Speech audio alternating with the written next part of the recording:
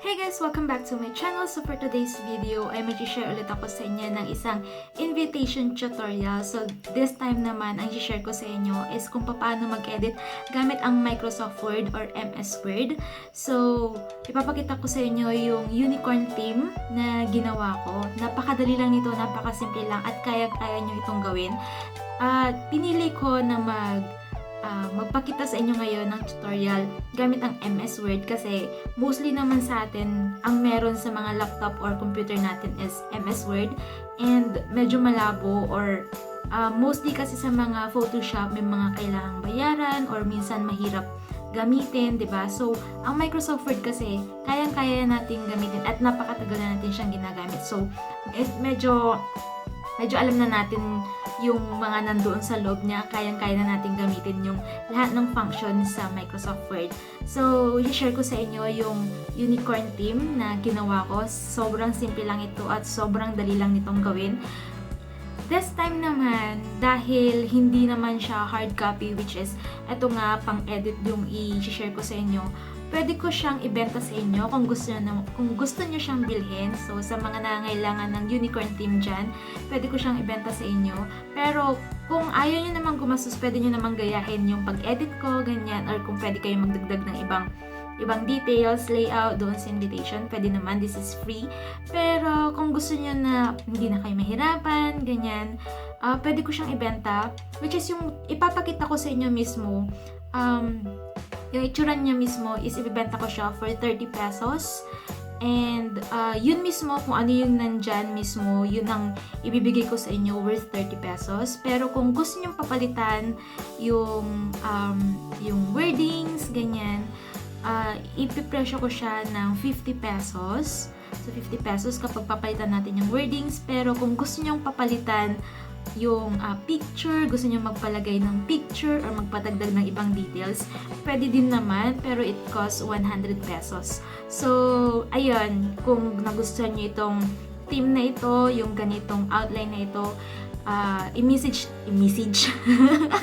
i-message nyo lang ako sa email ko nasa baba. So, mababasa ko lahat yan. Doon tayo magta-transact kung gusto nyo itong layout na ito. So, 30 pesos, merong 50 pesos, at merong 100 pesos. So, ayan, dahil nangangailangan ng tao ngayon ng pagkakapirahan. So, lahat na lang gagawin, di ba? And, pinaplano ko din pala na gumawa ng Facebook page.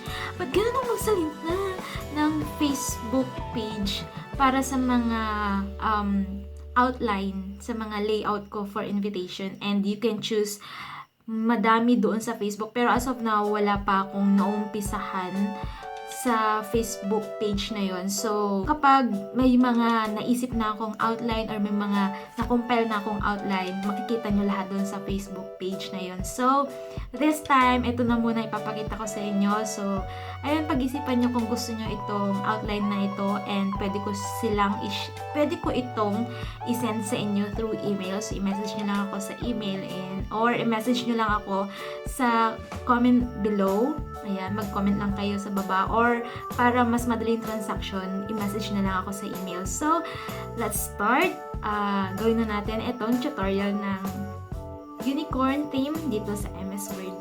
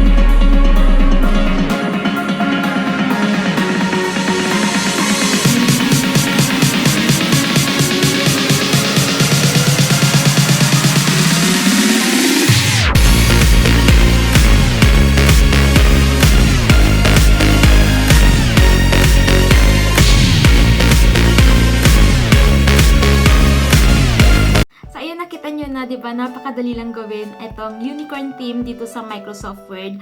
So, siguro napag-isipan nyo na kung gusto nyo nga ba itong layout na ito or kung gusto nyo isend ko sa inyo, di ba? Nasabi ko na sa inyo kanina kung ano yung mga prices itong theme na ito. So, meron tayong tatlong choices or tatlong option, which is send ko sa inyo yung itong detail na ito, or papalitan natin yung wordings, or maglalagay tayo ng ibang details just like picture, ganyan. Kasi, di ba, medyo mahirap mag-edit ng mga pictures, ganyan. Tatanggalin pa natin yung background or anything na gusto nyo ipadagdag. So, it's like a customized invitation yung gagawin natin doon. So, ayan. Sana nagustuhan nyo itong video na ito, and kung may mga gusto pa kayong invitation or outline na gusto nyo ipagawa sa akin, then i-email nyo lang ako or comment down below. And sana nagustuhan nyo ito, so don't forget to like and subscribe. Thank you so much for watching. Bye!